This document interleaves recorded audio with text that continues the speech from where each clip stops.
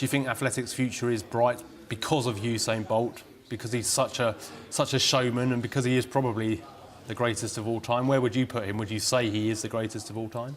Well, he's an all-around sprinter, 100 and 200 meters, and relay, you know. But I think Ben Johnson is the best sprinter, 100 meter. You could have beaten Usain Bolt in your day if he was racing then.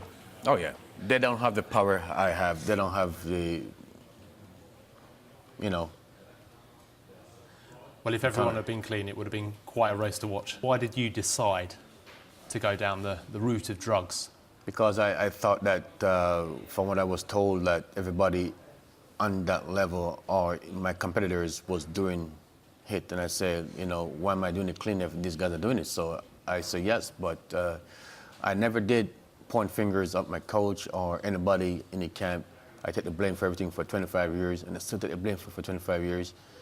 And athletes that testing positive, you know, still go out there, making a living, still traveling the world in sports, and Ben Johnson is still suffering and still be a part of this. So for me, it's not right. There's got to be some type of changes there and forgiveness. So that's why I'm doing this. 25 years on, do you think athletics is cleaner than it was, or do you think in fact it might be in an even worse position? It's more sophisticated now. People might think they can get away with it more easily. I think mostly the drugs is more sophisticated now. It's more technology have changed over the last 25 years, and people are always going to take the risk and take the chance. When you see someone like Asafa Powell test positive, when you see someone like Tyson Gay test positive, are you surprised? No, I'm not surprised, but at the same time, I don't point fingers.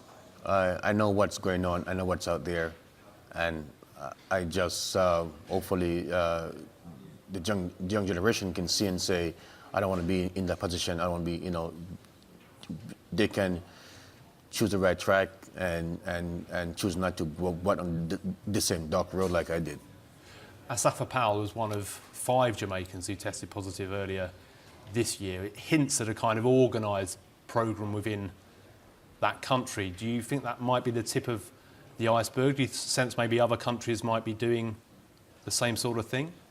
From what I understand, Jamaica doesn't have the infrastructure like most of the country has. They don't have the money for you know, people that in the doping control here and stuff like that. So it's very hard to detect that or to do what they're capable of doing. But in different part of the world, they have the resources, they have the money, and, you know, good labs and stuff like that. So that's what happened. You said you're still suffering. How does it affect your life on a day-to-day suffering, basis? I mean, why my name's always been called in when someone tests positive, they mention Ben Johnson. There's got to be a way of forgiveness, or something has to be changed. I mean, I'm not the only one that in the race that tests positive or use banned substance. So why I'm the one taking the blame for everybody else? That's not right. So if I could change it, I'm changing it the best way I can.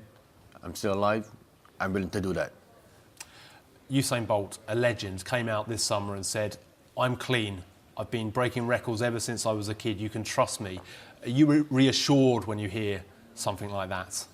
Well, I've breaking records since I was a kid. Setting records, you know, I run 10:19 clean. I run 10:25 as a junior at the World Cup trials in Venezuela in 1981. So I got the talent, but the drugs put a little damper on the raw talent that I have. But nevertheless, this is what I did, this is what happened, move forward. Now I'm 25 years later, I want to change that.